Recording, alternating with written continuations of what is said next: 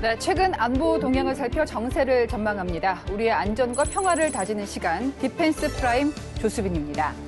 이 K방산에 다시 훈풍이 불고 있습니다. 루마니아와 수출 협의가 이뤄지면서 동유럽까지 확장할 가능성이 열렸는데요. 이런 시점에서 유럽 일부가 견제에 나섰습니다. 오늘의 프라임 이슈는 나토 벨트 구축하는 K방산입니다.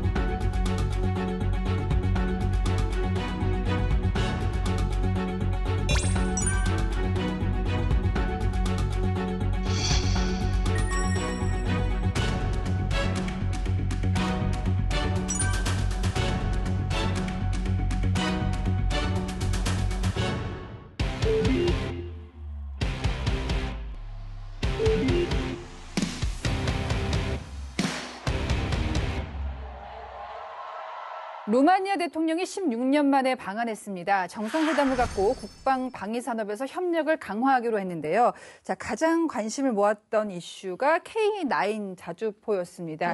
이게 수출 청신호가 켜졌다 이렇게 분석을 하던데 어느 정도 규모입니까? 사실은 이제 뭐 말씀하신 것처럼 16년 만에 방문하셨잖아요. 근데 되게 이례적인 거예요.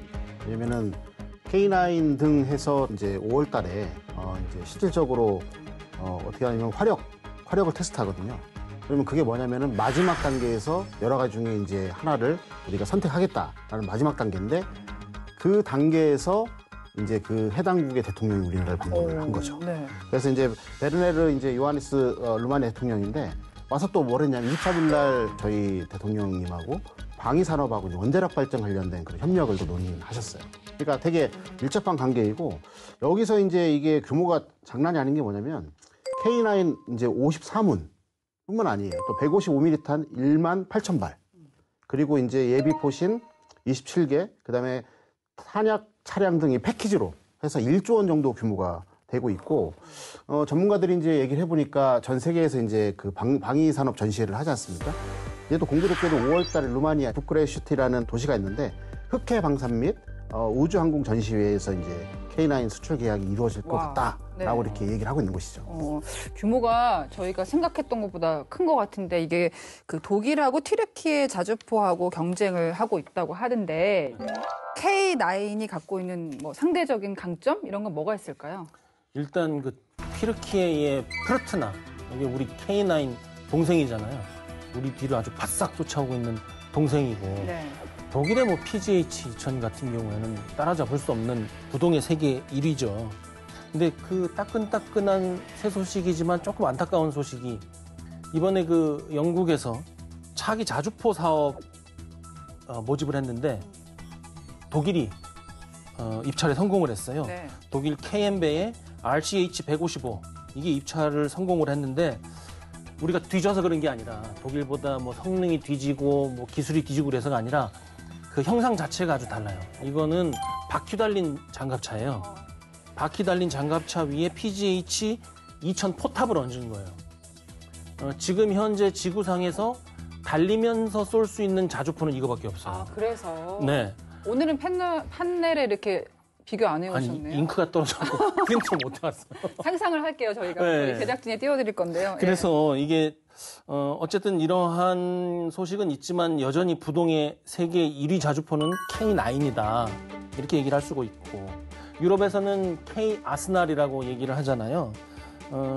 뭐 잘 되는 이유가 있죠. 우리 K9을 비롯한 우리 무기가 민간 산업 분야의 발전 기반을 가지고 함께 발전했다는 거죠. 무기에만 올인한 게 아니라 불안하지가 않은 거예요. 두 번째는 뭐 다 알다시피 가격 경쟁력이 좋다. 네. 공급 속도가 빠르다. 뭐 이 정도 우리 다 알고 있고 현지 산업과 동반 발전하는 종합적인 정책을 갖고 있다. 이것도 좋고.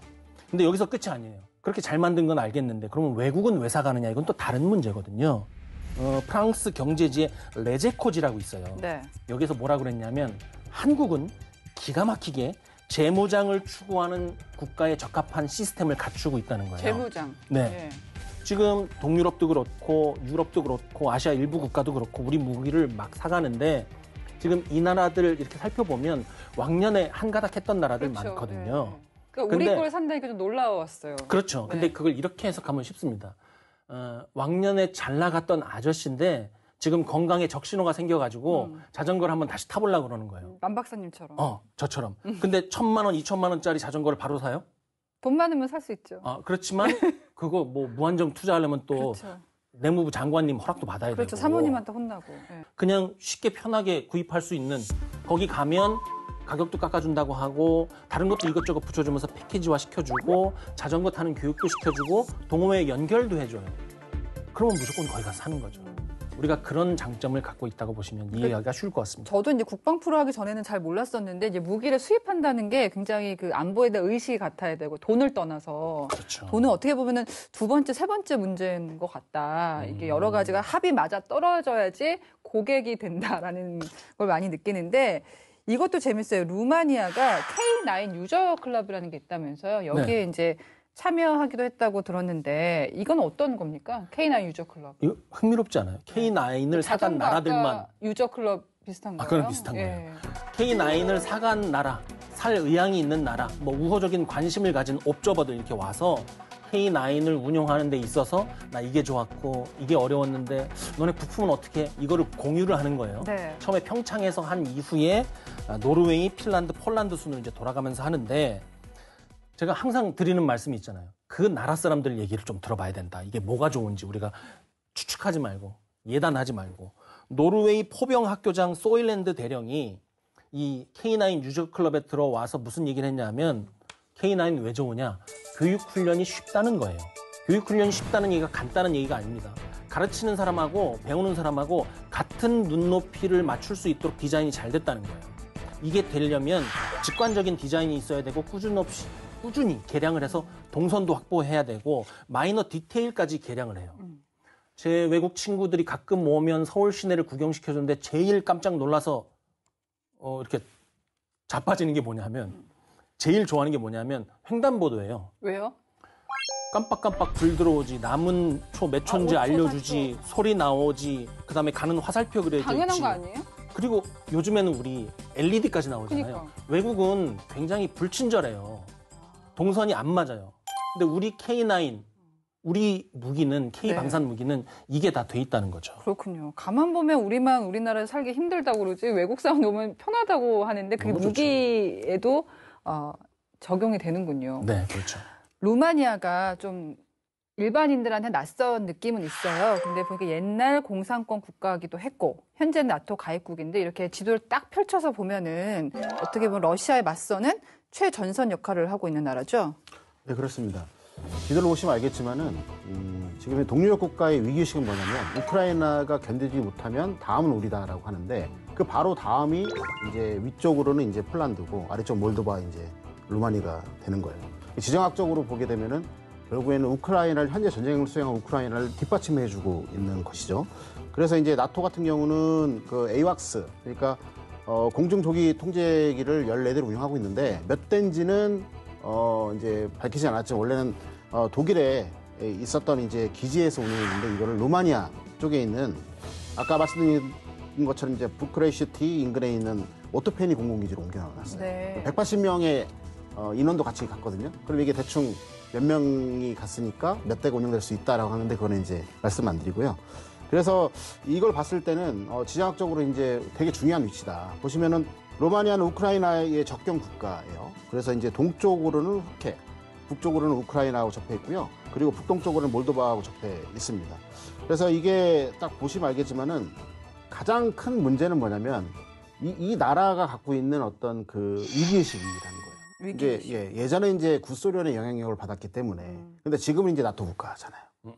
그리고 이제 지정학적으로 봤을 때는 우크라이나 바로 다음이고 하기 때문에 여기에서 여기가 이제 넘어가면 큰일 나는 그렇죠. 건 어느 진영이든 그렇죠. 나토도 마찬가지로 최전선 역할을 해주기를 바라고 있는데 본인들도 마찬가지고 우리가 지켜야 된다는 생각이 있는 거. 그게 이제 하나가 이제 다 일체가 돼가지고 지금 이런 활동을 하고 있는 거고 K9도 마찬가지 수입도 그런 의미에서 지금 추진되고 있는 것이죠. 그렇다면은 루마니아가 이제 이번에 K 방산의 고객이 되고 있는데 군사력이 어느 정도 수준일까요? 뭐 전 세계 이제 글로벌 파이어 파워에서 48위 정도가 돼요. 그런데 이제 전체 인구가 2천만 명 정도 되는데 병력은 6만 8천 명 정도 이렇게 수준이 되고 있어요. 이게 많지는 않은 거예요. 우리나라에 비해서는. 근데 문제는 뭐냐면 이 무기 체계가 예전에 이제 그 구소련의 영향을 받다 보니까 소련제 무기 체계로 다 지금 되어 있고 자체적으로 성능 개선을 하고 있어요. 예를 들면 이제 루마니아 육군 같은 경우는 TR-85 전차 280대를 보유하고 있는데 이게 T-55 전차 있잖아요. 그걸 성능 개선한 거예요. 주포가 100mm입니다. 그러니까 현대 전장에서는 뭐 잘 아시다시피 그게 이제 전투 효율성 같은 건 높지 않은 거죠. 그리고 전투 장갑차도 이제 MLI 84, 뭐 142대, 뭐 TAB 뭐 69대 등등 있는데 이게 다 구소련인 BTR 1, 2, 3를 이제 성능 개선한 거예요. 그리고 이제 그 포병도 마찬가지도 122mm 218문, 그다음에 152mm 436문. 결국 구소련의 이제 상호 운용성에 맞춰져서 다 있는 거고 이번 포병 자주포 같은 경우는 그래서 이제 K9으로 바꾸고 있는 거죠. 근데 여기서 저희가 되게 눈독 들이고 잘 봐야 될 게 하나가 있어요. 그게 뭐냐면 저희가 그 K방산을 열풍 계속 불 거냐 안 불 거냐를 사람들이 예측을 하잖아요. 이게 하나 지표가 될 수 있어요. 무슨 말이냐면 과거에는 구소련의 어떤 체제하에서 상호 운용성 때문에 소련제 무기를 쓰고 있지만 현재는 나토군에 들어가 있어서 그러니까요. 나토 표준으로 바꿀 수밖에 없는 곳. 아, 그럼 예. 그때 우리 걸 하냐 안 하냐? 그렇죠. 그렇게 되면은 이제 여기서 같이 싸워야 되니까 연합하고 이제 어떻게 보면은 전술적 수준에서 제병협동 가야 되는데 상호 운용성이 맞아야 되잖아요.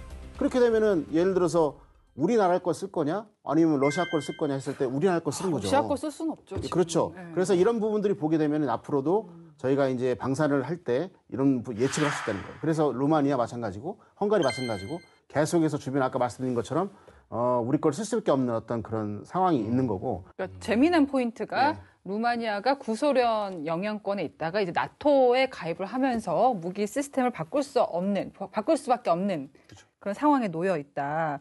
좀 이거를 단순히 현대화로 접근한다기보다는 아예 시스템을 바꾸는 과정이잖아요. 그렇죠. 예. 진짜 완전히 새로운 시장이에요. 루마니아 민족의 일반적인 성향부터 제가 한번 좀 보고 싶은데요. 라틴계입니다, 여기가.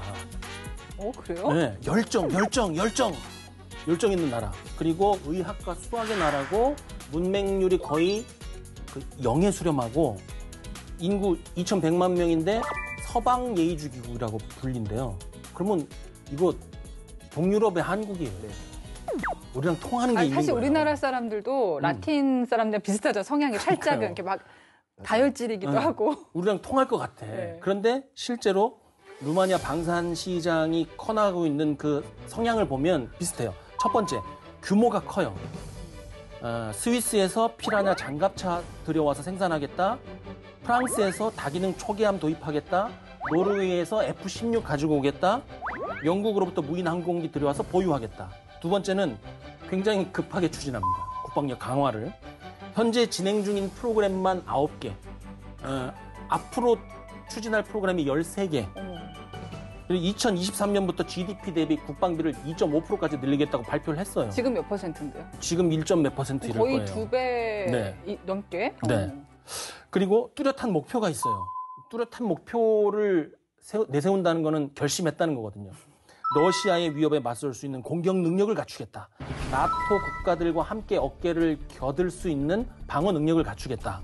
그런 가운데 에로3, 패트리어트 방공 시스템, 아이언돔 다 들여오겠다고 얘기를 했어요. 지금 급해요. 찬밥, 더운밥 가릴 처지가 아닌 거예요. 그런데 이렇게 추진하려고 하는데 유럽에 얘기하니까 뭐라 그러느냐. 정말 이렇게 얘기하진 않았겠지만 우리 그렇게 일 못해요. 그렇게 막 빨리빨리 우리 그렇게 하는 스타일 아닙니다. 미국에 얘기했더니 절차를 지킬 게 많습니다. 절차를 지키시고. 안 되면 고소할 거야. 네. 근데 한국에 얘기했더니 일단 해봅시다. 그쵸. 그리고 무기를 원하지 말고 우리가 그거 부품 공장 만들어주고 거기다 시장 세워줄 테니까 국민들 그걸로 설득해가고 같이 고민해준단 말이죠. 열정. 맞아요. 여기가 굉장히 큰 시장이 될 것 같아요. 그러니까 뭐 유럽 같은 데가 일을 해보면은 공휴일 다 지키고 사실 뭐 금요일부터 연락도 잘 안 되고 그런 게 사실 안보 분야에서도 마찬가지네요. 국방 그렇죠. 산업에서도. 네. 지금 쫙 이제 기본적인 줄거리를 저희가 들었습니다. 지금 K 방산이 루마니아를 어떻게 보면 새로운 시장으로 개척하고 있는 셈인데 지금 K2 전차 얘기도 나옵니다. K2 전차도 진출할 수 있다. 현지 실사격 테스트만 남았다. 궤도 장비의 현지 실사격은 계약의 마지막 단계다. 이런 얘기들이 흘러나오고 있는데 그만큼 수출이 현실화될 가능성이 높다는 거죠. 아주 높은 거죠. 뭐 여러 가지 이제 이유를 앞에서 짚어봤지만은 지금 현재 그 루마니아 육군이 보유하고 있는 전차가 이제 한 300여 대 되는데 대부분 다 이제 TR-85 전차예요. 이게 이제 1980년대 생산됐다 보니까 노후화가 많이 됐겠죠. 그리고 또 이제 아까 말씀드린 것처럼 루마니아 같은 경우는 이제 라틴 계열이기 때문에 화끈하잖아요. 동시에 8개 차세대 무기체계 사업을 하고 있는 그 중에 하나예요. 그래서 이미 이제 미국의 에이브럼스 M1A2 전차를 선택을 했고 나머지 한 240여 대가 이제 두고 있는데 이게 이제 우리나라의 K2 전차하고 독일 레오파드 EA8 전차하고 경합을 벌이고 있습니다. 이 실사격 사격은 아까 말씀드린 다음 달에 있을 예정이고요. 이게 문제는 뭐냐면 이걸 잘 봐야 돼요. 에이브럼스 전차를 50대를 사고 나머지를 어디 걸 할 거냐. 그러니까 뭐냐면은 이제 가격대가 비싼 걸 다 살 수가 없는 거예요. 사실은 지금 경제력 이런 걸 봤을 때. 그렇다고 우리 전차가 나쁘다는 건 아니고 가성비가 좋기 때문에 어떤 예를 들어서 고위력을 발휘할 수 있는 첨단 전차와 그보다 약간 성능은 이제 좀 부족하지만 그래도 전장에서 전투력을 발휘할 수 있는 전차를 이제 섞어서 지금 도입하는 어떤 그런 걸 하거든요. 왜냐면은 최초의 어떤 그 쪼그라들었던 방산을 다시 키우기 위해서는 한꺼번에 모든 걸 그냥 새 걸 갖고 오는 게 아니에요. 네. 여러 가지가 있어요. 새 걸 사러 와서 이제 데이터를 축적해갖고 자기 거를 이제 성능 개선을 하거나 아니면 자체 개발하는 그런 과정이 있기 때문에 이 부분에 대해서는 아까 말씀드린 것처럼 대통령이 이제 방문을 했고 그다음에 이런 부분들을 우리 대통령님하고 논의를 했기 때문에 저희가 좀 이렇게 선택될 가능성이 높다고 보죠. 전차 독일 거랑 또 경합을 벌이고 있잖아요. 그렇죠. K 전차의 강점. 자, 디펜스 24라고 폴란드 매체가 있는데 우리 전차에 대해서 아주 칭찬 일색이에요. 가볍다. 도로와 야지 모두 기동 가능하다. 주행성이 좋은데 서스펜션이 굉장히 잘 돼 있는 것 같다. 현수 장치로 지형에 맞춰서 높낮이를 높여서 운용할 수 있다. 네네. 전자 제어치 시스템이 잘 돼 있는데 그중에서 디스플레이가 기가 막히다. 또 차장, 포수, 지휘관이 지휘 통제가 잘 된다. 이거 사실 전차전 할 때 서로 의사소통이 잘 돼야 되거든요. 이게 잘 됐다는 거고. 또 방어력이 뛰어나다. 이건 뭐 근데 사실 우리가 아는 얘기예요. 폴란드 야체크 라소타라는 기갑병과 대령이 또 이런 인터뷰를 했더라고요. 중복되는 얘기 빼고 뭐가 좋으세요? 그랬더니 한국 K2 전차는요. 승조원, 승무원 훈련을 시켜주는데 이게 좋습니다. 네. 그다음에 동시에 이 얘기는 지금까지 다른 데 안 나온 것 같아요. 여단 단위 지휘 통제 훈련과 군수 지원 연습도 시켜줍니다. 이거 CPX 훈련, RSO 훈련이라고 그래가지고 이거를 다른 나라 군대로 훈련시키려면 굉장히 높은 전술적 식견이 필요한 거거든요. 그러니까 여기에 지금 드러나는 게 뭐냐면 한국군이 가지고 있는 전술적인 우수한 역량이 우리가 무기를 팔고 서로 계약을 맺는데 굉장히 큰 힘이 되고 있다는 거예요. 근데 대신에 실제로 전쟁해본 경험이 없는데 그거는 어떻게 설명하시겠어요? 그 얘기를 다른 매체, 우리랑 경쟁 상대에 있는 나라 매체들이 얘기를 해요. 니네 실전 경험이 없지 않느냐. 싸워봤어? 니네 데이터 없잖아. 네, 그럼 어떻게 해요? 뭐라고 대답하면 되는지 알아요? 네. 너네 우리 무기 사면 너네도 실전 경험 없게 해줄게. 이러면 되는 거예요. 실전 경험을 할 필요가 없는. 없죠. 무기 세고 훈련을 잘하니까 누가 덤벼요. 여기만 정말 클립으로 해가지고 우리 정부에 보내드려야 될 것 같고요. 제가 순간 K2 전차 쇼호스트, 쇼핑호스트 그런 느낌이었습니다.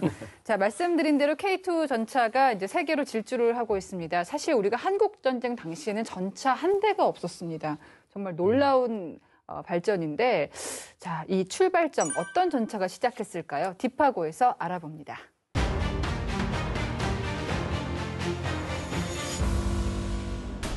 올해는 K2 흑표 전차가 전력화된 지 10주년이 되는 해입니다. K2 흑표 전차는 2022년 폴란드 수출을 통해 사상 처음 대한민국 완제품 전차 수출에 성과를 냈는데요. 그해 미국의 한군사전문지는 세계에서 가장 강한 전차 10대를 선정했습니다. K2 전차는 독일, 미국, 러시아 전차에 이어 4위를 차지하며 세계 최강 전차 반열에 우뚝 서게 되죠. 그렇다면 지금의 K2 전차를 잇게 한 최초의 한국형 전차는 무엇일까요? 1988년 서울올림픽이 개최되기 1년 전 대한민국의 국방력을 과시하기 위한 국군의 날 퍼레이드가 열립니다. 이날 시민들의 입이 떡 벌어졌는데요. 우리나라 최초의 전차 K1 전차가 일반인에게 처음으로 모습을 드러낸 겁니다. K1 전차는 올림픽 개최 기념의 의미를 담아 88 전차라는 별칭으로도 불리게 됩니다. 하지만 K1 전차가 개발되기까지는 많은 우여곡절을 겪어야만 했죠. 6.25 전쟁 당시 전차 한 대 없었던 우리 군은 소련제 T-34 전차 260여 대를 앞세운 북한군과 힘겨운 전투를 해야 했습니다. 우리 군의 기갑 전력은 반궤도 장갑차와 M8 그레이 하운드 차륜형 장갑차 20여 대가 전부였죠. 이후 전차를 만들 기술력이 없었던 우리 군은 미군으로부터 셔먼 전차와 패튼 전차를 공여받아 운용하게 됩니다. 그럼에도 불구하고 북한군에 비해 전차 전력이 여전히 열세였던 한국. 정전 이후 우리나라는 우리 손으로 만든 전차를 꿈꾸게 되었고 1976년 박정희 대통령 시절 본격적인 한국형 전차 개발에 돌입합니다. 우리 군의 꿈은 컸습니다. 당시 최신의 전차였던 독일 레오파르트와 미국 M1 에이브람스와 같은 전차의 성능을 원했습니다. 하지만 최신 성능의 전차를 만들 기술과 경험이 부족했고 결국 해외 업체와의 기술 협력 또는 면허 생산으로 사업을 추진하게 되는데요. 우리나라는 미국 정부의 M60 베이1 패튼 전차를 소량만 도입해 면허 생산을 하고 싶다는 의사를 전달합니다. 하지만 미국은 한국의 패튼 전차 도입을 거부했고 이 계획은 무산되고 말죠. 미국 말고도 전차 강국은 또 있죠. 우리나라는 독일과의 기술 협력도 타진합니다. 하지만 당시 독일은 나토 동맹국 이외 무기 수출이 금지되어 있었죠. 이후 여러 해외 방산 업체에 문을 두드린 결과 M1 전차를 만드는 크라이슬러 디펜스가 한국형 전차 사업에 참여 의사를 밝힙니다. 그렇게 우리나라는 1978년 ROKIT라는 사업명으로 미국 정부와 양해각서를 체결했고 최초의 한국형 전차 개발에 들어갑니다. 이때 설계된 XK1 전차는 미군의 M1 에이브럼스 전차와 외형이 유사했죠. 하지만 산악 지역이 많고 기동 공간이 좁은 한국 실정에 맞는 형태와 크기, 방호력으로 설계. 전차포는 반동과 안정성을 위해 M68 E1 105mm 강선포를 채택합니다. 그렇게 1984년 두 대의 시험용 전차가 완성됐고 1988년부터 실전 배치되면서 K1이라는 제식 번호가 부여됩니다. K1 전차는 육군과 해병대에 배치되며 국군 기갑 전력의 핵심으로 자리 잡게 되는데요. 비록 미군의 기술력으로 만들어졌지만 현대화된 사격 통제 장치와 탄도 계산기로 정밀 포격이 가능해졌고 기동성까지 갖추며 북한군의 기갑 전력을 압도하게 됩니다. 이후 꾸준한 개량을 통해 주포를 105mm 강선포에서 120mm 활강포로 업그레이드한 K1A1도 양산합니다. 이런 경험을 바탕으로 우리나라는 2000년대부터 순수 우리 기술로만 K2 전차 개발에 나섭니다.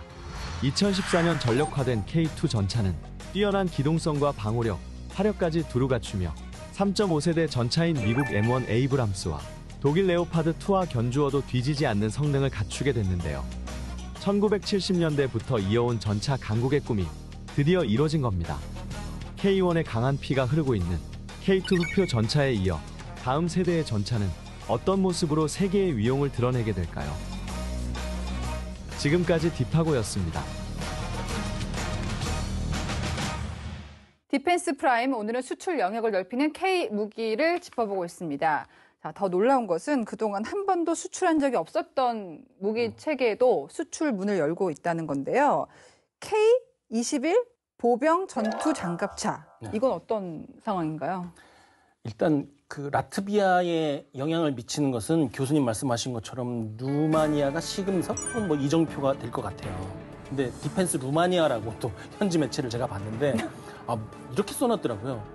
우리가 에이브람스 54대를 정부 대 정부 방식으로 구매했다? 그런데 산업 분야 협력 조항이 없어.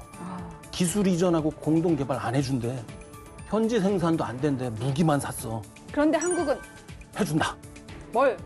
방산업계와 협력부터 한국은 얘기하더라. 네. 다르더라. 아까 얘기한 거 다. 우리 상황을 이해를 하더라. 그래서 단계별 사업 계획을 제시를 했다는 거예요. 그래서 조립 생산, 기술 인전, 현지 부품 공장 만들어주고 유럽 시장에 공동 진출하자. 같이 가자. 함께 갑시다. 그걸 했다는 거예요. 그러면서 루마니아의 산업 잠재력이 커지는 것이기 때문에 너희들이 돈을 주고 우리한테 무기를 사는 게 아니고 너희들의 산업 잠재력이 커지는 것이다. 국민들에게 이렇게 설득하면 되지 않겠느냐라는 해법을 줬다는 거예요. 예. 루마니아 국방군수국의 테오드르 인자 카슈 장군이라는 분이 또 이런 얘기를 했어요. 그래서 우린 더 사기로 했습니다. 이 얘기가 아직 나왔는지 안 나왔는지 모르겠는데 우리는 공격 방어 미사일 시스템도 한국과의 협상에 포함시키기로 했습니다. 감동받은 거죠. 마케팅은 결국 감동이잖아요. 근데 저는 이 K-21 장갑차가 데이트할 거라고 생각을 해요. 제가 군생활 마지막에 있었던 부대가 이 무기체계를 운용하는 부대에 있었는데 제가 거기 작전과장으로 있었거든요. 이거 끝내주는 무기예요. 이거 전 세계에서 장갑차 이만한 게 없습니다. 뭐가 끝내줘요? 일단 다기능 만능 무기체계. K-21 장갑차가 40mm 고속 기관포를 쏴요. 기관총 따로 또 나가고 그 총안구로 병사들이 소총도 쏠 수 있어요. 이거 뭐 끝내주는 거고 이거 그 퍼포먼스 한번 하는 거 보면 안 살 수가 없어요. 승진 훈련장에서 K-21 장갑차 나와서 쏘면 예. 거기에 온 외국군 참관단들 입이 안 다물어져요. 그 다음에 이제 경제적으로 올라온 거죠. 예. 그러면 새 가전 사는 거잖아요. 동유럽이 지금 새 무기를 무기도 살 때가 마찬가지다. 됐어요. 네, 지금 혹입니다. 그렇군요.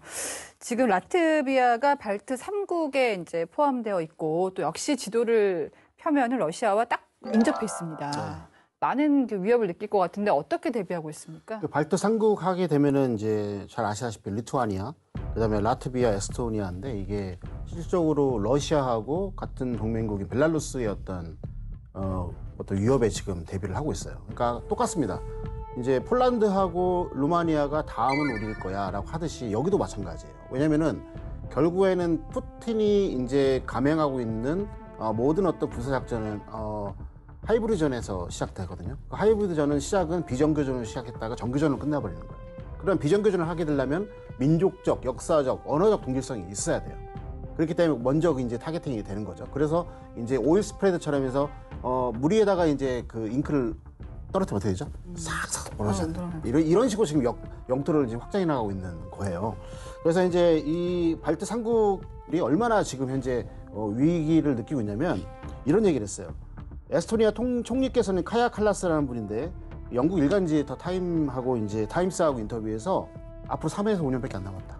이렇게 직접적으로 얘기를 해요. 정보 분석을 해보니까 3에서 5년밖에 안 남았어. 그리고 또 지난 1월 19일에는 발트 3국 국방장관들이 서명을 해요. 뭐 했냐면 우리 방어선 구축해야 돼. 방어선? 네. 뭐냐면은 우크라이나가 러시아한테 침공을 협의한 건 뭐냐면 국경선에 우리나라 DMZ처럼 이 방어선이 없었기 때문에 당한 거다. 그래서 우리 방어선을 구축해야 된다. 근데 여기에서 하나의 포인트가 방산에 포인트가 있어요. 전 세계에서 비무장지대 이런 어떤 것을 가장 많이 운영해 본 나라가 어디죠? 우리나라죠. 기죠. 그러면 우리가 이제 DMZ를 155마일에 하고 있고 지금 또 과학과 공개 체계에서 유무인 복합으로 운영하고 있잖아요. 그렇구나. 그러면 이쪽에서도 그런 어떤 DMZ를 이제 설치할 거란 말이에요. 그러면 너무 길기 때문에 사람이 못 할 거 아니에요. 네네. 그렇기 때문에 유무인 복합을 가야 되고 그 모델은 우리나라로부터 사용할 수밖에 없고 또 문제는 중요한 게 뭐냐면 이런 식으로 길게 종신 깊게 설치해놓은 이런 어떤 지대에는 뭐라고 하냐면 저기 이제 뚫고 올라가게 되면은 여기 밀집이 되잖아요. 그때 뭐가 필요하죠? 포병이 필요한 거예요. 그 다음에 얘네들이 그 어떤 돌파구를 만든 상태에서 이제 하수가 뻥 뚫리시고 이상하잖아요. 이걸 막기 위해서 뭐가 필요하냐? 기동부대가 필요한 거예요. 그러니까 결국에는 폴란드에 이어서 루마니아에 이어서 이런 어떤 방어선을 구축했다는 것은 우리의 어떤 과학 공개 체계가 들어갈 수 있는 여지가 있고 또 그것을 지키기 위해서는 같이 세트로 K9과 이제 K2가 같이 들어갈 수 있다. 그래서 우리가 이 발틱 3국을 유심히 봐야 된다. 댓글을 보면 저희 유튜브도 많이 보시잖아요. 조수빈 아나운서 이렇게 국방에 대해서 많이 하는 줄 몰랐다. 잘 몰랐거든요. 근데 너무 지금 두 분 다 쉽게 설명해 주시니까 저도 이제 알아듣겠는 거예요. 굉장히 디펜스 프라임의 역할이 크다라는 생각이 드는데 제가 조금 더 아는 척을 하다 보면은 많은 나라들이 등장했잖아요. 네. 근데 계속 제가 보니까 반복적으로 나오는 나라가 있어요. 폴란드. 폴란드가 사실 우리나라가 이제 수출 영역을 넓힐 때 굉장히 중요한 역할을 하는 느낌적 느낌인데 맞나요? 네, 맞습니다. 그렇죠. 예, 교도보 역할을 하는 거죠. 그 우크라이나 러시아 전쟁이 일어난 그 초반에 2022년 7월 27일 날 이제 폴란드 정부는 뭐라고 발표했냐면 정확하게 이렇게 말했어요. 한국과 FA-50 경공격기 개량형 48대를 비롯해 K2 전차 980대와 K9 자주포 648대에 대한 기본 계약을 체결했다. 이렇게 얘기를 했어요. 이건 뭐냐면 아까 남박사님께 말씀드리지만 그냥 뭐랄까 백화점 나일식으로 특정 무기체계를 파는 게 아니에요. 그 무기체계를 운영할 수 있는 모든 것들을 패키지화해서 할 수 있다는 거예요. 저희가 제공할 수 있다는 거예요. 근데 이게 왜 이렇게 될 수밖에 없냐? 그 당시에도 저희 그 전차 K9 이런 거하고 유럽에 있는 나토군에 있는 강력한 방산 국가들이 있을 거 아니에요? 경합을 많이 했고 예. 뒤에서 견제를 많이 했을 거 아니에요. 근데 딱 한마디예요. 이제 폴란드에서 내일까지 줄 수 있어? 그러니까 나토는 말을 못 하는 거야. 못 주는데? 야, 우리는 그래? 줬을 텐데. 우리는 좀만 있으면 우리가 해줄 수 있어. 그러면 1시간 후에 러시아가 쳐들어오면 책임질 거야? 이런 식의 논리를 핀 거죠. 그래서 들어온 거고 되게 중요한 건 뭐냐면 나토 입장에서 생각해 보니까 이게 중요한 거예요. 왜냐면은 미국하고 중국이 지금 전략 경쟁을 하고 있어요. 그럼 해군들이 주로 이제 운영되는데 해군을 유지보수하기 위해서 이거를 미국까지 갔다가 오게 되면 어떻게 되죠? 공백이 많이 발생하잖아요.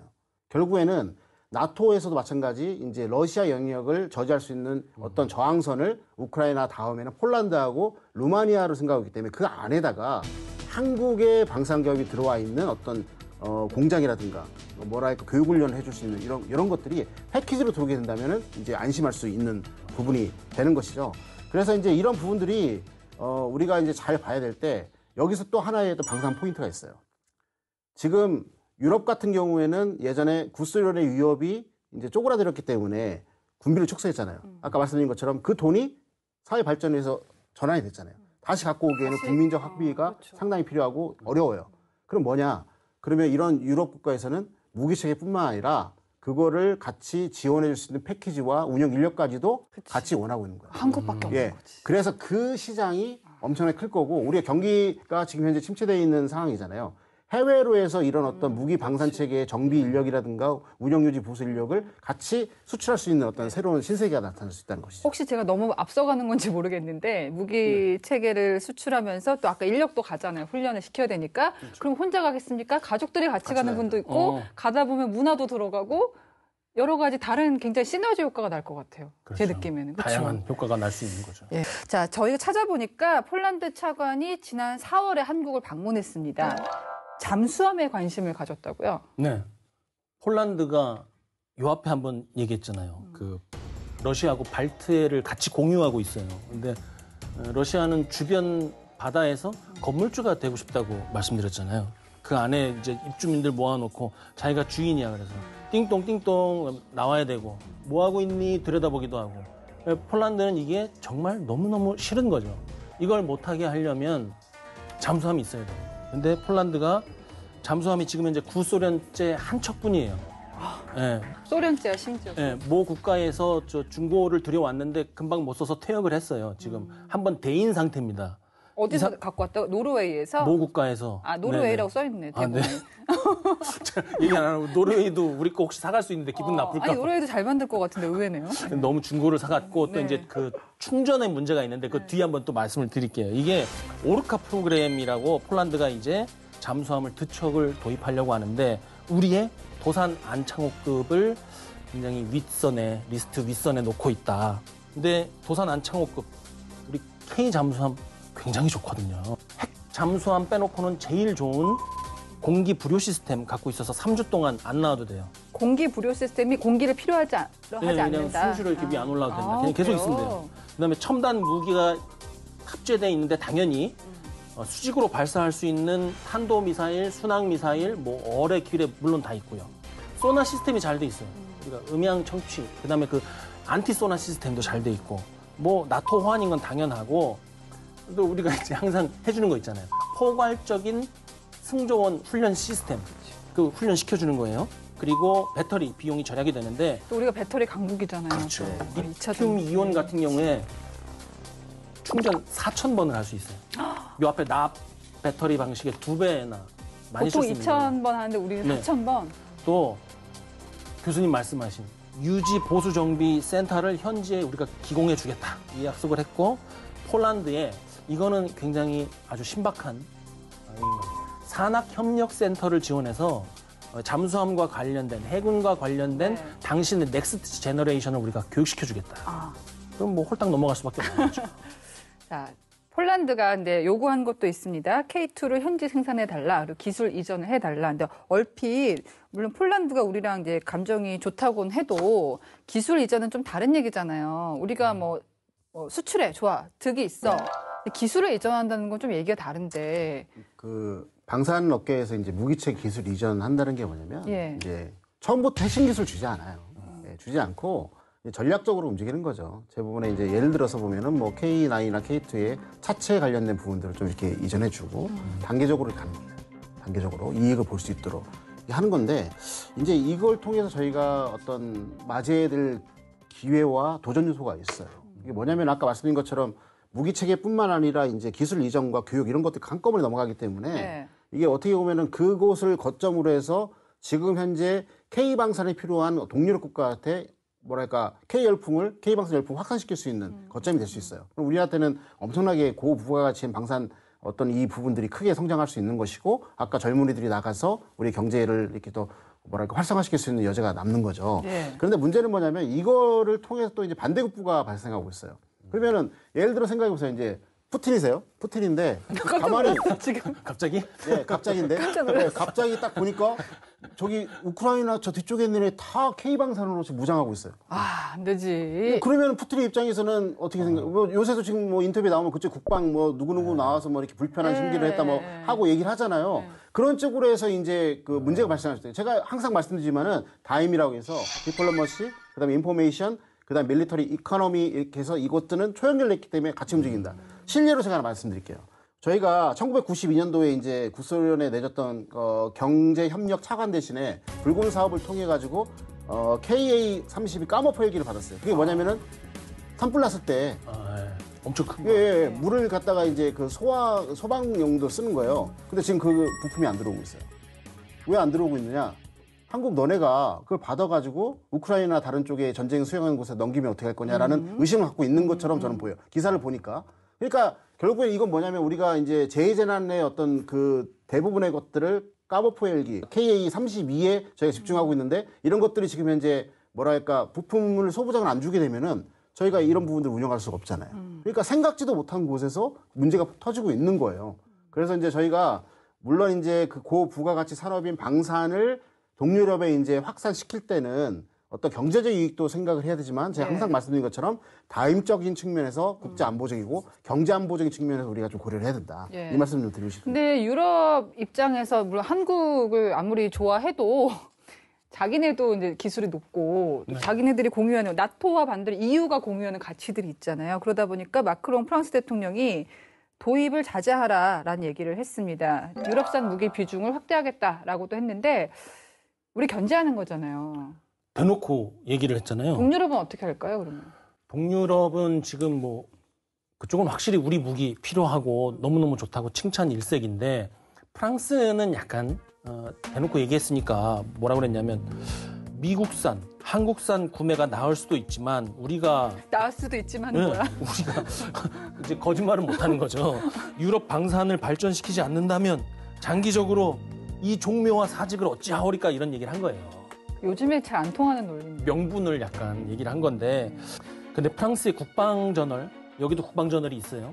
거기에 조금 우리가 납득할 만한, 우리가 참고할 만한 비판을 해서 한번 전달을 해봅니다. 첫 번째, 한국은 소수 대기업의 독점 우려가 있다. 중소기업 규모의 지원 진출이 없으면 건강한 방산 생태계가 형성되지 않는다. 두 번째. 그 우리가 걱정할 거 아닌가요? 남이 걱정해주면 같이 걱정하면 좋죠. 그다음, 뭐. 예. 두 번째는 투자가 위상에 비해서 적다. 이게 무슨 소리냐면 한국의 방산은 지금 소위 영혼을 갈아 넣어서 하고 있는데 그러한 시스템으로 언제까지 갈 수 있을 것 같으냐. 정상적으로 근로시간 준수하고 급여 많이 주는 쪽으로 가야 되지 않느냐. 이런 얘기를 했고 미국의 강한 의존성이 있기 때문에 굉장히 위험하다. 미국이 그 기술이나 부품을 수출하는 것을 거부하면 어떻게 할 것이냐. 이 얘기했고 마지막으로 현재의 이 위협이 지나가면 싸고 빨리 주는 무기가 아니라 비싸고 전통적으로 강대국의 무기를 원하는 날이 올 것이다. 그때를 대비해야 된다. 예. 국방저널의 얘기는 참고할 바가 있는 것 같습니다. 일견 이해가 되기도 합니다. 근데 그 단서가 재밌네요. 한국산 구매가 더 낮긴 하지만 예. 군사 전문가들이요. 지금 유럽하고 중동에서 전쟁이 치러지고 있잖아요. 그러면서 패러다임이 바뀌었다라고 여러 번 지적을 했습니다. 우리 K방산도 전략을 거기에 맞춰서 좀 대응을 해야 될 것 같은데 어떻습니까? 일단 한 목소리를 내야 되니까 발표된 것, 공개된 것을 좀 봐야 되겠죠. 국가안보실에서 주관해서 방산 수출 전략 평가 회의를 정기적으로 개최하고 그 내용을 인터넷에 공개하고 있거든요. 그래서 앞으로 어떻게 하겠느냐. 첫 번째, 국가 대 국가의 고위급 면담을 늘리겠다. 두 번째, 신속히 수출 허가를 해주겠다. 세 번째, 정책 금융 지원을 하겠다. 네 번째, 차세대 사업에도 진출하도록 하겠다. 이거 뭐 우주, AI, 유무인 복합체계 같은 것을 말하는 거죠. 그리고 지금 현재 관심을 갖고 있는 건 뭐냐면 방산계의 FTA라고 하는 한미 국방 상호 조달 협정을 맺으려고 하고 있어요.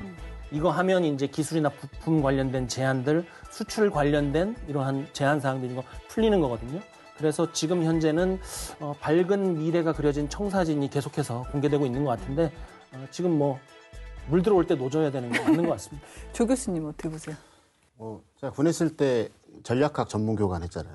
그래서 전략을 이렇게 논하는데 아까 남 박사님께서 얘기를 하는 이제 나토에 있는 그 방산 강국들이 얘기는 이제 좀 뭐랄까 앞뒤가 안 맞는 거예요. 그러니까 무슨 말이냐면 의지와 능력은 구분해야 돼요. 의지만 있다고 해서 되는 게 아니에요. 능력이 있어야 되는 거예요. 근데 이제 이런 어떤 전략을 하기 위해서 제일 중요한 게 뭐냐? 미래 예측을 정확하게 해야 돼요.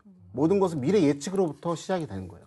그럼 어떤 분야를 미래 예측을 하느냐? 우리 방산 업계에서는 지금 뭐 K2, K9, 뭐 FA, 경공격기 이런 것들을 이렇게 생각하고 있는데 이 현재의 우크라이나 러시아 전쟁을 통해 가지고 우리가 방산 수출할 수 있는 품목이 이것밖에 없느냐라는 것을 아까 말씀드렸던 것처럼 생각을 해봐야 된다는 거예요. 예를 들어서 아까 DMZ는 우리가 제일 많은 어떤 경험이 있기 때문에 유무인 복합으로 이루어진 과학과 기계 체계를 저희가 수출을 할 수 있는 부분도 있고요. 또 그다음에 저희가 그 방산 생태계가 그들이 말하는 것처럼 이렇게 약하지 않습니다. 그래서 지금 속속들이 이제 학과들에서도 MRO 학과 이런 것도 생겨나고 있고 그런 인원들을 수출할 수 있는 부분도 있고요. 그다음에 또 하나가 뭐냐면은 지금 전쟁이 뭘로 점철되고 있냐면 다 첨단 미사일하고 장거리 자폭도로 이런 것들이 되어 있는 거예요. 그래서 대드론 체계가 그나마 우리나라가 이제 정부 주도로 이제 스텝 바이 스텝으로 가고 나가고 있는 부분이 있어요. 형사진과 비전 제시할 수 있도록 폴란드 중심으로 저희가 다른 나라들이 이제 그걸 볼 수 있도록 해야 되는 부분이 좀 하나가 있고요. 더 중요한 건 뭐냐면 뭐니 해도요. 장갑차, 전차, K9 같은 경우는 그 화력 시범을 잘 보여줘요. 이게 최고예요. 퍼포먼스. 예, 이게 최고예요. 그래서 저희가 이제 국가 차원에서 하는 10월이나 9월 달에 계속해서 연별로 계속해서 하는 방산 전시회 하고 있잖아요. 거기에서 이제 그런 플랫폼의 어떤 화력을 보여주는 것도 있고, 저번에 말씀하신 것처럼 매년 이제 나토에서는 전반기에 훈련을 해요. 연합훈련을. 그 안에서 이번에도 저희가 K2 전차가 어떻게 했습니까? 2.6km가 떨어져 있는 것을 정확히 명중을 했잖아요. K9 같은 경우는 1분 안에 막 몇 번이나 하고 하니까 사람들이 막 눈이 띵그레지는 거예요. 맞아. 그런 것들을 저희가 이제 계속해서 그 잠재적인 어떤 대상국들에게 노출시킬 수 있는 그런 퍼포먼스를 상당히 좀 많이 해야 된다. 그래서 이런 부분들이 이제 종합적으로 이제 됐을 때 명확한 목표를 가지고 그다음에 그것을 달성할 수 있는 수단과 방법을 삼박자를 최적화시켜 나가게 된다면 방산 전략으로서는 이제 저희가 구가할 수 있는 것이죠. 네, 어떻게 보면은 여러 가지를 고려해야 되지만 또 말씀하신 것처럼 단박에 보여줄 수 있는 퍼포먼스라고 해야 될까요? 백문이 불여일견이라고 딱 보여주면 설명 필요 없잖아요. 그렇죠. 방송하는 사람들 잘하면 필요 없거든요. 그게 무기 체계에서도 같은 논리군요. 자, 우리 무기 수출 대상국이 늘어나고 있다는 반가운 소식을 전해드렸는데요. 방산 수출 강국으로 나아가기 위해서 한국산 무기 좋다. 쓰면 쓸수록 더 써야겠다. 이런 구조가 만들어지기를 기대합니다. 디펜스 프라임 오늘은 여기까지입니다. 저희는 매주 금요일 밤 10시 KFN 그리고 국방홍보원 유튜브 채널에서 동시에 여러분을 찾아갑니다. 고맙습니다.